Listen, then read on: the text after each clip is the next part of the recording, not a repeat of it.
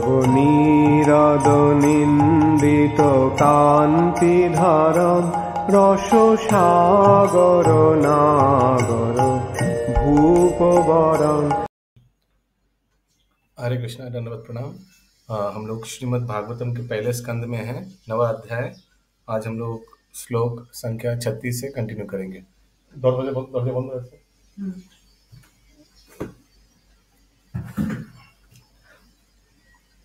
व्यवहिता प्रीतन मुखं निरीक्ष्य व्यवहितानमुखं निरीक्ष्य स्वजनवधाद् विमुखस्य दोषा बुद्ध्या स्वजनवधाद्विमुखस्य दोषबुद्धया मतिं महरदात्म विद्यया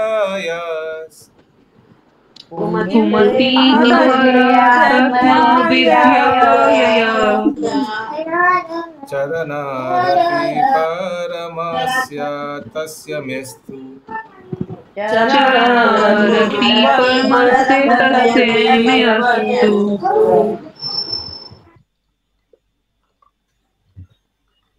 यस, शशि जायसवाल माता जी।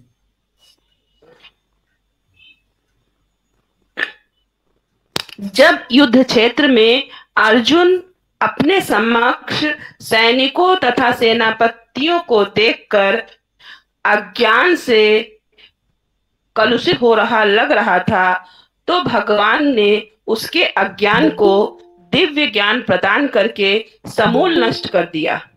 उनके चरण कमल सदैव मेरे आकर्षण के लक्ष्य बने रहे। यस, कौन सा दिव्य ज्ञान भगवान ने अर्जुन को प्रदान किया?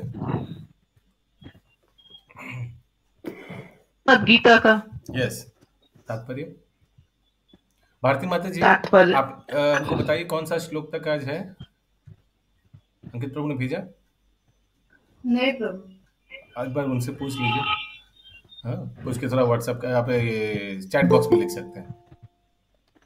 यस यस, शशि माता जी। तात्पर्य राजाओं तथा सेनापतियों को लड़ने वाले सैनिकों के समक्ष खड़ा होना पड़ता है।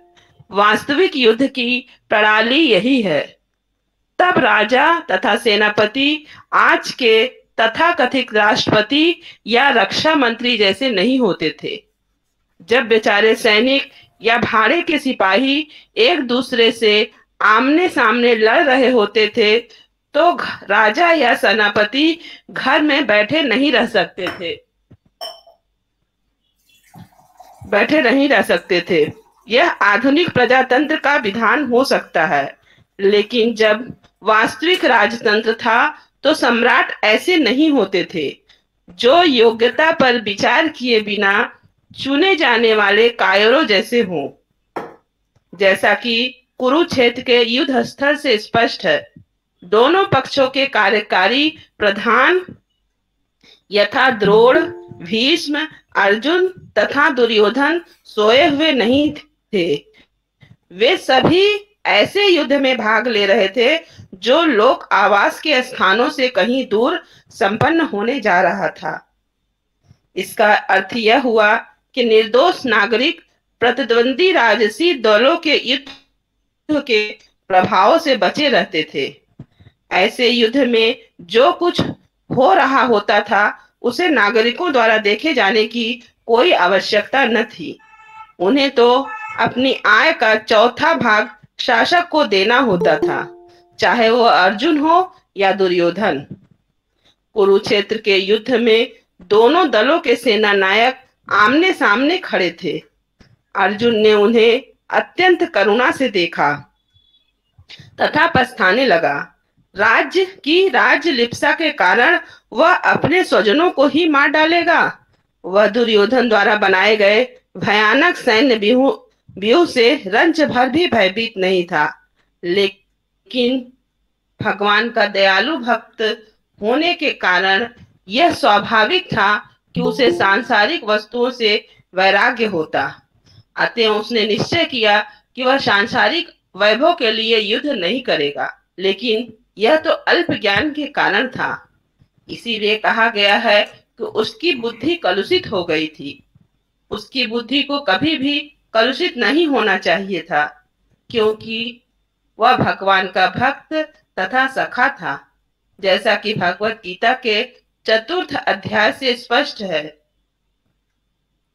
निश्चय ही अर्जुन की बुद्धि कलुषित हो गई थी, अन्यथा देहात्म बुद्धि के द्वारा भौतिक बंधन में पड़े कलुषित बद्ध जीवों के कल्याण के लिए भगवत गीता का उपदेश देने का अवसर कैसे प्राप्त हुआ होता। भगवत गीता संसार के बद्ध जीवों के उद्धार के लिए सुनाई गई, जिससे वे शरीर को मिथ्या ही आत्मा न मान बैठे और परमेश्वर के साथ आत्मा के नित्य संबंध को पुनः स्थापित कर सके। भगवान द्वारा आत्मविद्या का प्रवचन मुख्य रूप से ब्रह्मांड के सभी भागों में समस्त व्यक्तियों के लिए लाभ के लिए हुआ था। हरे कृष्णा। हरे कृष्ण। तो अर्जुन शुद्ध भक्त है। यस मामू जी माता जी म्यूट। तो पांडव शुद्ध भक्त है, लेकिन वो निमित्त था। यस, तो अर्जुन निमित्त है मात्र, पांडव शुद्ध भक्त हैं। मेन उद्देश्य था कि समाज को भगवत विद्या देना। किसी का कोई लाइन या कोई सेंटेंस में कुछ क्लैरिफिकेशन चाहिए तो 37 नंबर श्लोक।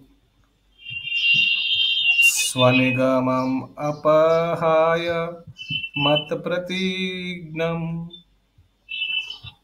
स्वनिगमम् अपहाय मत प्रतिज्ञा रीतमधिकर्तुमवप्लुतो रातस्था मृतं कर्तुं वरतो धृतरथो चरण अभ्ययाचलद्गु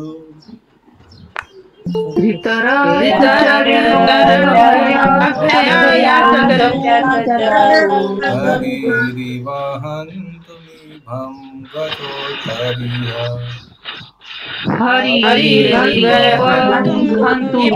गतोत्तरीय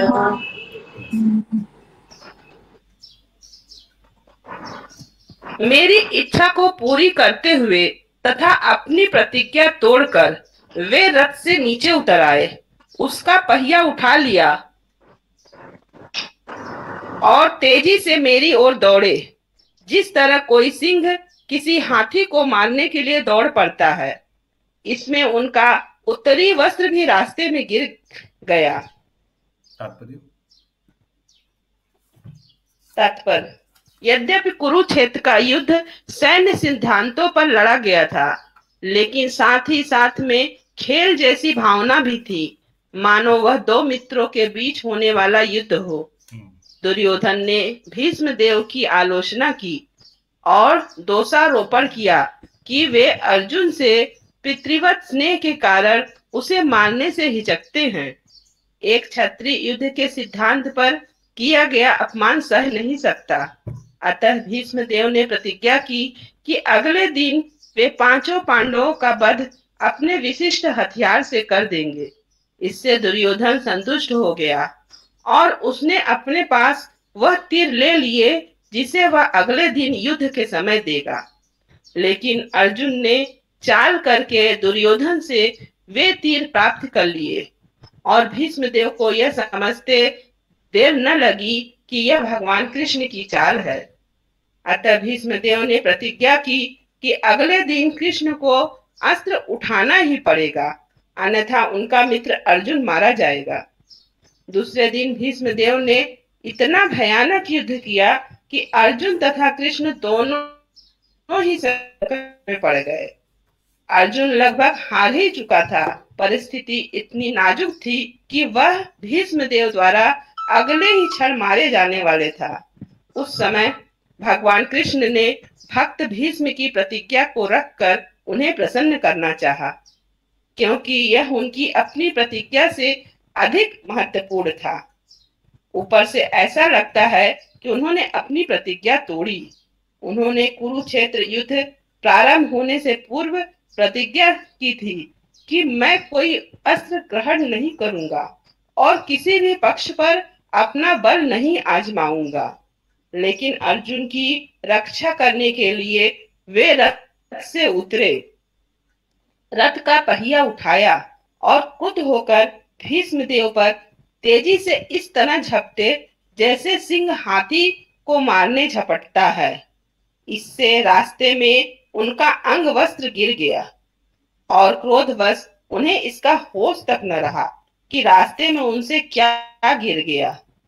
तब भीष्म ने तुरंत हथियार डाल दिए और स्वयं अपने प्रिय प्रभु श्री कृष्ण द्वारा मारे जाने के लिए खड़े हो गए।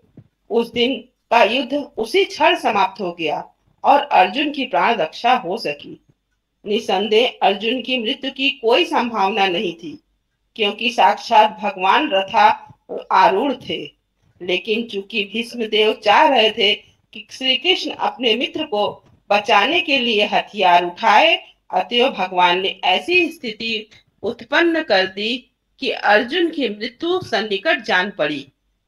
वे भीष्मदेव के समक्ष यह दिखाने के लिए खड़े रहे कि भीष्म की प्रतिज्ञा पूरी हो गई और उन्होंने पहिया उठा ली।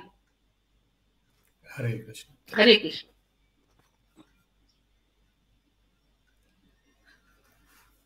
38 नंबर श्लोक। सीता विशिखहतो विशीर्णादंसा सीता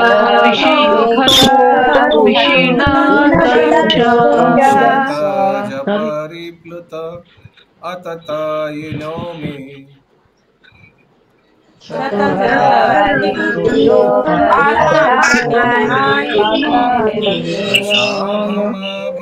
शशर मदवादर्थम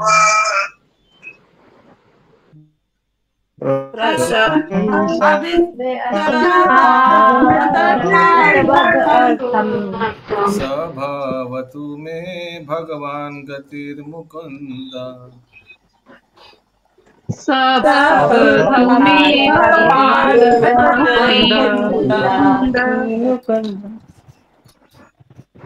भगवान श्री कृष्ण जो मोक्ष के दाता हैं, वे मेरे अंतिम गंतव्य हों।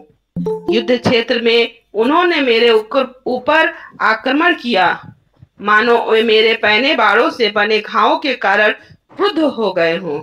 उनका कवच छितरा गया था और उनका शरीर खून से सन गया था। यस महामंजरी माता जी, कौन किसको बोल रहा है ये सब श्लोक? तो यहाँ पे बोला जा रहा है मतलब कौन किसको द्रोणाचार्य बता कौन किसको बोल रहा है? तो यहाँ पे तो भागवतम की कथा के जैसे ही मुनि लोग को सुनाया जा रहा है। कौन किसको बोल रहा है?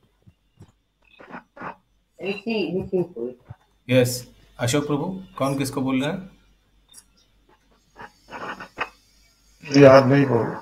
यस रेखा माता जी, किसको कौन बोल रहा है? हरे कृष्ण प्रभु जी। भीष्मदेव ऋषियों से कह रहे हैं। किनसे? भीष्मदेव कह रहे हैं प्रभु जी, पर किससे कह रही है? यस पूनम शाह माता जी। यस निर्गुणा नीलमणि माता जी। कृष्ण प्रभु भीष्म पितामह इधर श्री कृष्ण को ही संबोधित करके कह रहे हैं। किनको बोल रहे हैं? यस पिंकी माता जी। युधिष्ठिर महाराज को बात कर रहे हैं। यस भीष्म पितामह युधिष्ठिर महाराज को कह रहे हैं। आगे तात्पर्य।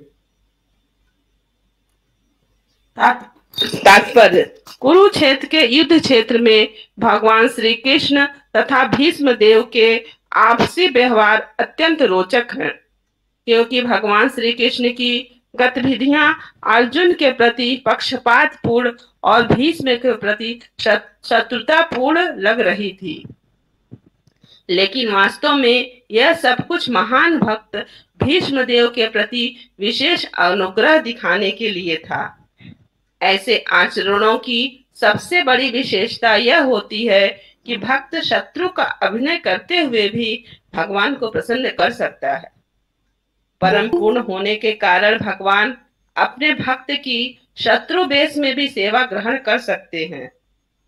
परमेश्वर का कोई शत्रु नहीं हो सकता, न ही कोई तथाकथित शत्रु उन्हें हानि पहुंचा सकता है, क्योंकि वे अजित हैं। तो भी उन्हें आनंद आता है जब उनका कोई शुद्ध भक्त उन पर शत्रु की भांति प्रहार करता है या उच्च पद से उनका उनका आलंब करता है, यद्यपि उनसे श्रेष्ठ कोई हो भी नहीं सकता। आलंब मीन्स क्या हुआ प्रभु जी? रिव्यू यानी ठट्टा ठट्टा करा। भक्त तथा भगवान के मध्य ये कतिपय दिव्य आदान प्रदान के व्यवहार हैं। तो कौन किंतु ठट्टा करता था? जिन्हें- कोई एग्जांपल दीजिए। कौन निंदा करता था भगवान को? शिशुपाल, यस, शिशुपाल। और कोई उदाहरण? पुंडरक भी करता था पौंड्रक, प्रभु। हाँ, पौंड्रक भी, यस। रुक्मी भी कर रुक्मी भी, यस। पुंडरीक भी करता था। हाँ, कौन? जरासंध भी करता था। पुंडरीक। अच्छा, पुंडरीक। पुंडरीक या पौंड्रक? पौंड्रक। आगे। भक्त तथा भगवान के मध्य ये जयद्रथ। कतिपय दिव्य आदान प्रदान के व्यवहार हैं, किंतु जिन्हें शुद्ध भक्ति की कोई जानकारी नहीं है वे ऐसे आचरणों के रहस्य को नहीं जान सकते। भीष्मदेव ने एक वीर योद्धा की भूमिका निभाई और उन्होंने जानबूझकर भगवान के शरीर को बाणों से बीत कर दिया, जिससे सामान्य लोगों की दृष्टि में भगवान घायल प्रतीत तो हुए, लेकिन वास्तव में यह अभक्तों को मोहग्रस्त करने के लिए था।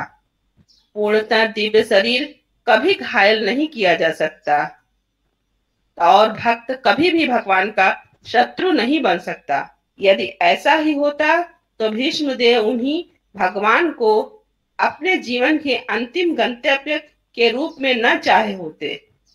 यदि भीष्मदेव कृष्ण के शत्रु होते तो कृष्ण बिना हिले डुले ही उनका विनाश कर देते।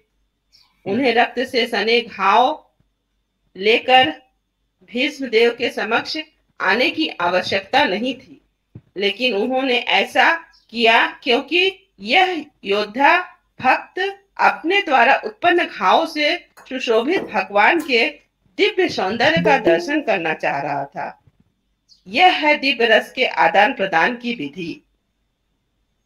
ऐसे आचरण से भक्त तथा भगवान अपने अपने स्थानों में महिमा मंडित होते हैं। भगवान इतने क्रुद्ध थे कि जब वे भीष्मदेव की ओर से लपक रहे थे तो अर्जुन ने उन्हें रोका, लेकिन वे माने नहीं और भीष्मदेव की ओर उसी तरह बढ़े चले जा रहे थे जिस प्रकार एक प्रेमी दूसरे प्रेमी के पास विघ्न बाधाओं की परवाह न करते हुए बढ़ता जाता है। ऊपरी तौर से उनका संकल्प भीष्मदेव को मारने का था, लेकिन वास्तव में वे अपने महान भक्त को प्रसन्न करना चाह रहे थे। भगवान निसंदेह समस्त बद्ध जीवों के उद्धारक है। निर्विशेषवादी उनसे मोक्ष की कामना करते हैं और उन्हें मनवांछित फल देते हैं, लेकिन यहाँ तो भीष्मदेव भगवान के साक्षात स्वरूप को देखने की इच्छा व्यक्त करते हैं। सारे शुद्ध भक्त ऐसे ही कामना करते हैं। Hare Krishna. Any doubt? 39 number श्लोक। विजय रथ कुटुंब अत्तातोत्रे विजय रथ कुटुंब अत्रे धृता हयरस्मिनिता चिरिक्येषन्ति ये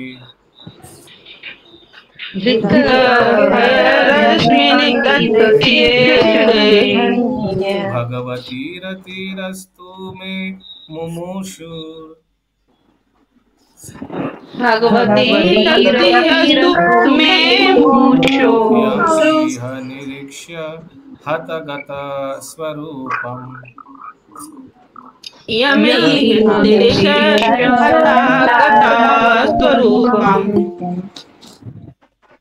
यस। मृत्यु के अवसर पर मेरा चरम आकर्षण भगवान श्री कृष्ण के प्रति हो।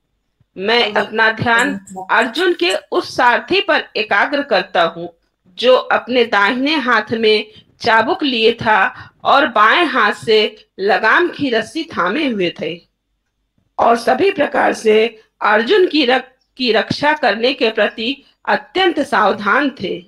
जिन लोगों ने कुरुक्षेत्र के युद्ध स्थल में उनका दर्शन किया, उन सबों ने मृत्यु के बाद अपना मूल स्वरूप प्राप्त कर लिया। अच्छा, यहाँ लिखा है कृष्णा प्रभु। मूल स्वरूप प्राप्त किया, तो मूल स्वरूप और दूसरी जगह जो पढ़े थे कि उन्होंने ब्रह्म ज्योति प्रवेश किया, यानी अलग अलग कैटेगरी है जो सैन्य है। कुछ कुछ तो भगवान के शुद्ध भक्त भी उधर उपस्थित थे जो भगवान को दर्शन किया, वो तो अपने धाम में जाएंगे।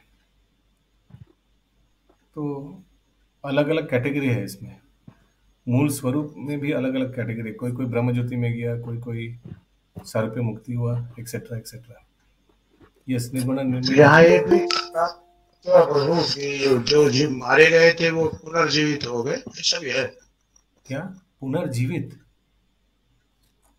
हो गए थे? पूरा समझाइए पूरा अच्छा से। भगवान को दर्शन करते हुए मरे थे। हाँ, तो फिर क्या हुआ? पुनर्जीवित का क्या अर्थ हुआ? मैंने फिर से उधर ही फिर से खड़े हो गए। मेरा आवाज क्लियर है क्या? सुनाई दे रहा है? प्रभु जी, हाँ प्रभु जी। पुनर्जीवित का क्या अर्थ हुआ अशोक प्रभु, थोड़ा समझाइए।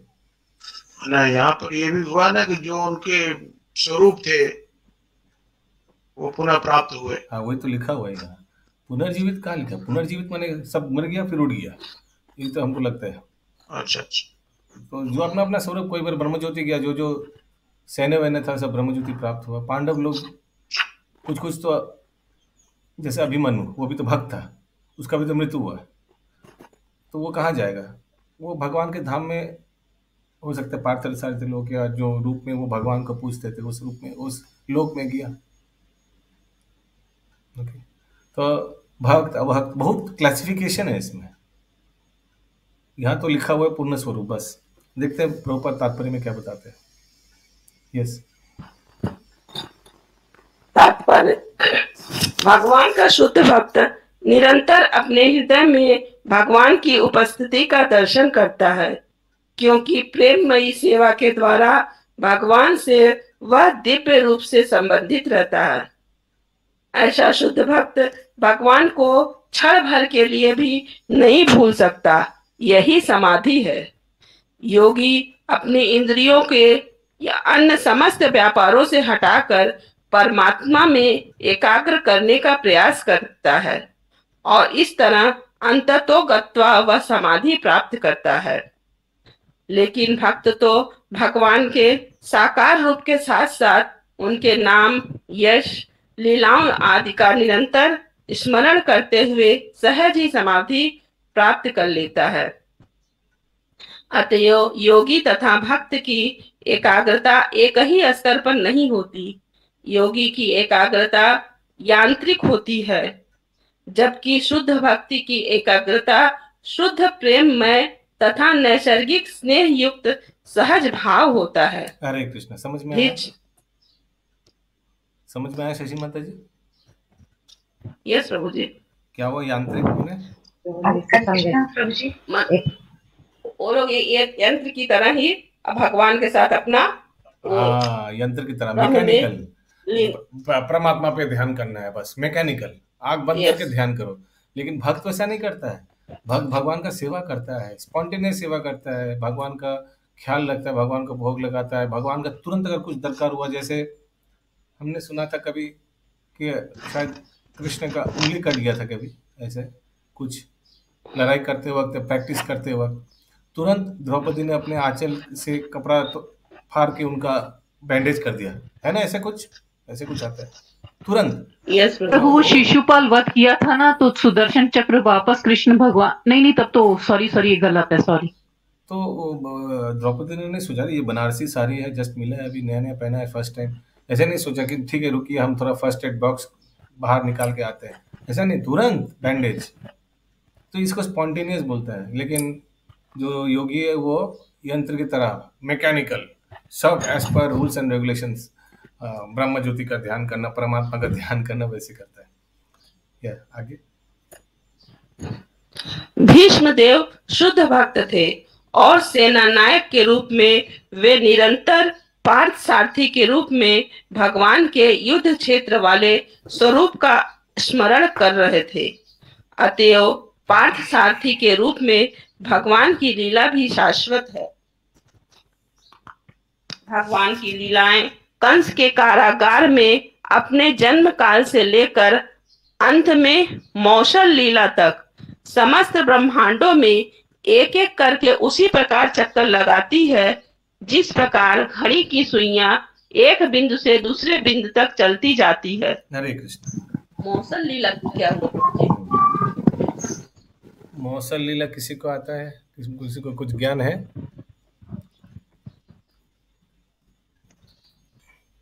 लीला प्रभु वही है क्या जो लास्ट में हुई थी, जब सब यादव एक दूसरे को मार देते हैं? मूसल। अच्छा। हरे कृष्ण प्रभु जी, वही वही मूसल, हाँ बोला गया है। जो बच्चे लोग खेलते खेलते रख के अपना लेके जाते हैं, पूछते हैं ना किसी लोग से, मछली के पेट में जो चला गया था वही। नहीं प्रभु जी, नहीं। पेट में कपड़ा बांध के बच्चे लोग जाते हैं, एक साधु से पूछते हैं, मूसल बांध लेते हैं पेट पे। हाँ वही बांध जाते हैं। तो बोलते हैं इनको बेटा होगा या बेटी, तो बोला जो होगा वो यादवों का संहार करेगा। बाद में क्या वो मछली के पेट में नहीं गया था? नहीं, तो वो मूसल जो है उसको फिर राजा के पास ले जाते हैं, तो राजा उसको चूड़ चूड़ करके नदी में बहवा देते हैं। लास्ट में एक बचता है, वो मछली के पेट में जाता है। और वो जो चूड़ चूड़ था उससे वो ईरा नामक कौन सा घास होता है जिससे लड़ाई करते हैं वो लोग, सब यादव लोग मर जाते हैं। तो ये बोलना चाह रहे हैं पहले से अंत तक समस्त दिव्य लीला है भगवान का। एक के बाद एक। वो ठीक वैसे ही है जैसे घड़ी की सुइयां, माने एकदम 1 2 3 सीक्वेंस के हिसाब से, एक के बाद एक के बाद एक। नेक्स्ट। यस। और ऐसी लीला में पांडव तथा भीष्म जैसे उनके पार्षद उनके नित्य संगी रहते हैं। इस तरह भीष्म देव पार्थ सारथी के रूप में भगवान के सुंदर स्वरूप के, जिसे अर्जुन भी नहीं देख पाया, कभी नहीं भुला पाए। अर्जुन पार्थ सारथी के पीछे थे, जबकि भीष्मदेव भगवान के बिल्कुल सामने। जहां तक भगवान के सैनिक वेश का संबंध है, भीष्मदेव ने इसका आस्वादन अर्जुन की अपेक्षा अधिक रुचि से किया। नेक्स्ट। कुरुक्षेत्र के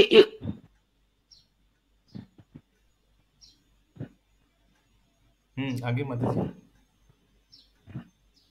कुरुक्षेत्र के युद्ध भूमि के सारे सैनिकों तथा व्यक्तियों ने मृत्यु के बाद भगवान जैसा अपना मूल आध्यात्मिक स्वरूप प्राप्त किया, क्योंकि भगवान की अहेतुक कृपा से वे सभी उस अवसर पे उनका साक्षात दर्शन कर सके। जलचर से लेकर ब्रह्मा तक विकास चक्र में चक्कर लगाते हुए सभी बद्ध जीव माया के रूप में हैं, या उस रूप में हैं जिसे उन्होंने अपने कर्मों से प्राप्त किया है, और जो भौतिक प्रकृति ने उन्हें प्रदान किया है। बद्ध जीवों के भौतिक रूप बाहरी वस्त्रों की तरह हैं, और बद्ध जीव माया के चंगुल से छूट जाता है तब उसे अपना मूल स्वरूप प्राप्त होता है। निर्विशेषवादी भगवान के निराकार ब्रह्म तेज को प्राप्त करने का इच्छुक रहता है, लेकिन भगवान के अंश स्वरूप जीवित स्फुलिंगों के लिए यह रंच मात्र भी हितकर नहीं है। अतएव निर्विशेषवादी पुनः नीचे गिरते हैं और फिर से भौतिक रूप प्राप्त करते हैं, लेकिन जो आत्मा के लिए मिथ्या होते हैं। लेकिन बहुत साल बाद, ये बहुत साल बाद होता है, ब्रह्मज्योति से फिर से भौतिक शरीर मिलना बहुत साल बाद। क्या आगे? हाँ करोगी माता जी।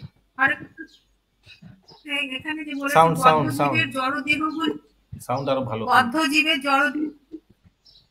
জীবের জড় দেহগুলি কৃত্রিম বহিরাগত আবরণের মতো এবং বদ্ধজীব যখন জড়া প্রকৃতির বন্ধন থেকে মুক্ত হয় তখন তার প্রকৃত স্বরূপ থাকবে। মানে কি বলতে চেয়েছে? হ্যাঁ, তো এই আমাদের যে শরীরটা, এটা একটা মানে একটা পোশাকের মতো, হ্যাঁ, বলেছেন, হ্যাঁ, ফরেন পোশাকের মতো।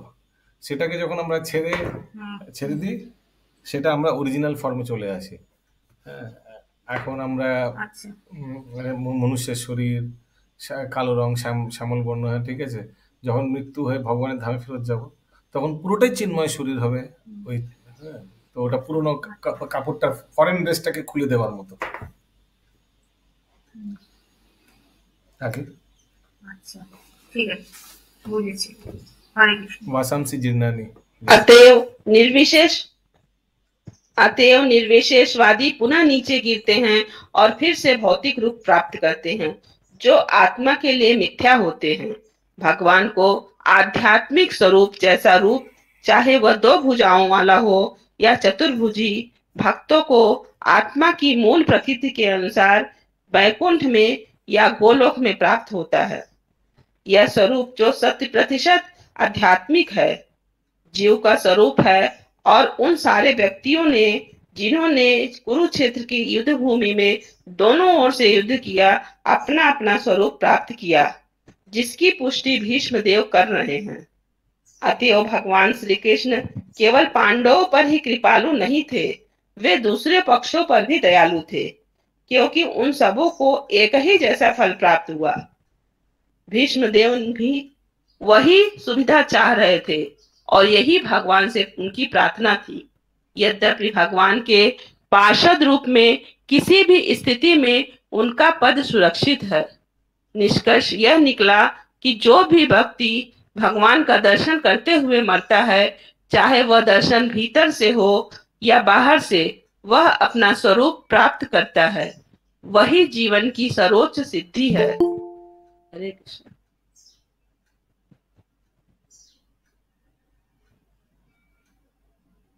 40 नंबर श्लोक।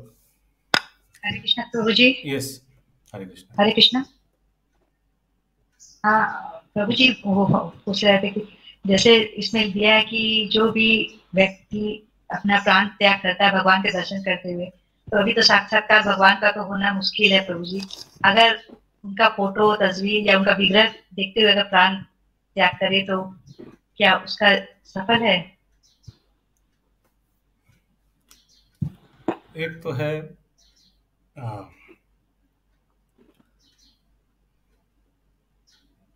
मृत्यु होने वाला आदमी के सामने भगवान का फोटो रख देना, ये सोचकर कि वो भगवान को स्मरण करेगा।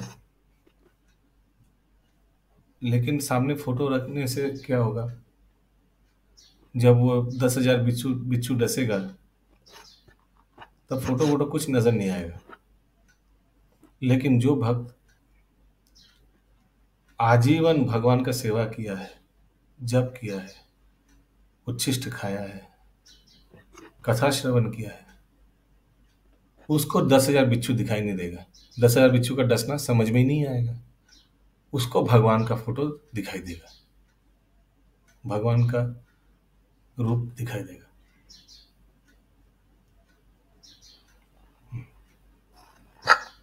हरे कृष्ण प्रभु जी। इसमें लिखा है कि मन में भी दर्शन कर सकते हैं। मन में जब अंदर से दर्शन दिखेगा तभी तो समझेगा कि भगवान का रूप है। हाँ प्रभु जी, हरे कृष्णा। प्रभु जी ये लिखा ना, चाहे वे दर्शन भीतर से या बाहर से, वही फोटो रखे या अंदर से मन से, जो अभी बाहर से, वो अभी जो रेखा माता जी ने बोला, भीतर से बाहर से सामने फोटो रख दे, वो उसको दर्शन करे, या मन ही मन में दर्शन कर ले। कोई फोटो नहीं है, अचानक कहीं दे रख लिया, फोटो का बंदोबस्त था ही नहीं सामने, लेकिन वो मन ही मन में भगवान को दर्शन करेगा। प्रभु जी यहाँ पे एक लाइन था, भगवान को आध्यात्मिक स्वरूप जैसा रूप, चाहे वो 2 भुजाओं वाला हो या चतुर्भुजी, भक्तों को आत्मा की मूल प्रकृति के अनुसार वैकुंठ में या गोलोक में प्राप्त होता है। हाँ, तो जिसको मूल प्रकृति यानी जिसको जिस रूप पे अट्रैक्शन है, कोई सोचिए राम भक्त है, ठीक है, वो साकेत धाम वाला जो रूप है वो उसी को मूल स्वरूप में वही दर्शन आएगा उसको।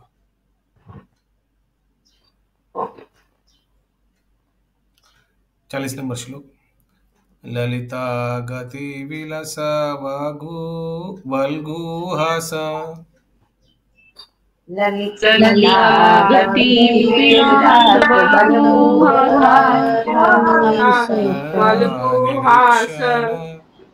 कल्पितो रुमानः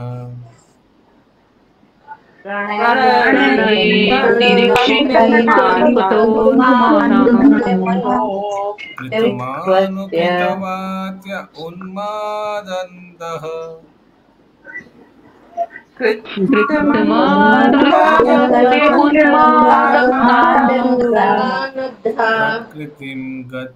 प्रकृतिम् अगान्कील यस्य गोपवध्वः।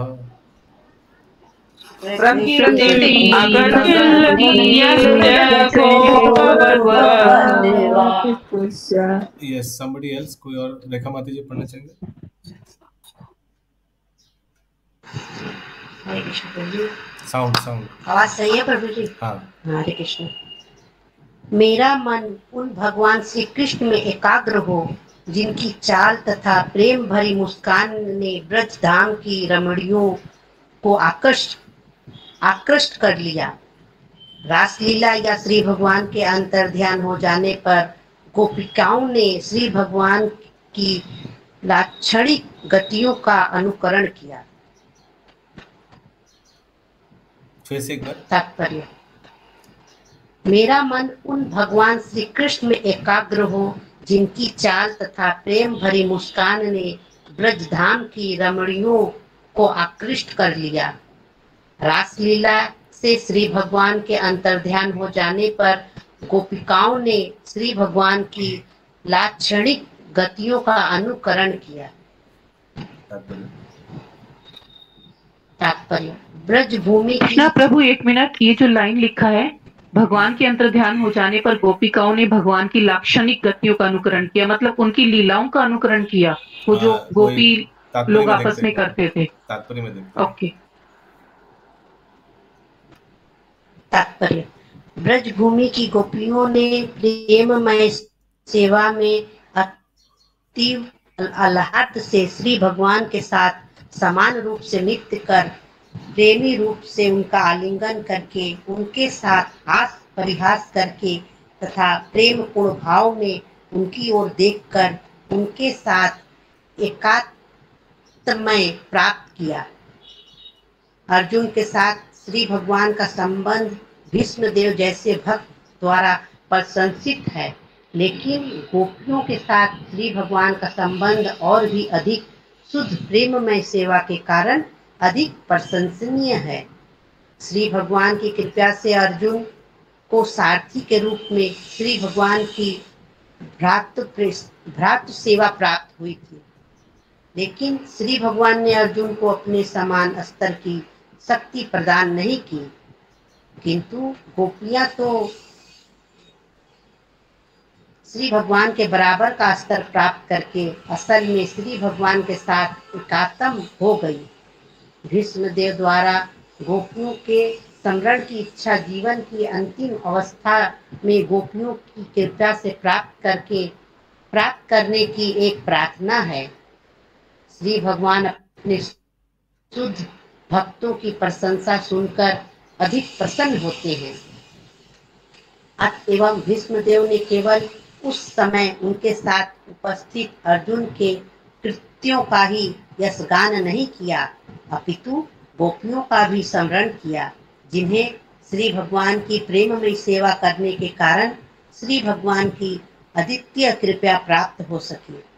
श्री भगवान के साथ गोपियों की समता कभी भी निर्विशेषवादियों के सायुज्य मोक्ष के समान समझने की गलती नहीं करनी चाहिए। यह समतत्वपूर्ण आह्लाद की अवस्था है, जहाँ अंतर की धारणा पूर्णतः मिट जाती है, क्योंकि प्रेमी प्रेमिका के हित एक हो जाते हैं। हरे कृष्ण। हाँ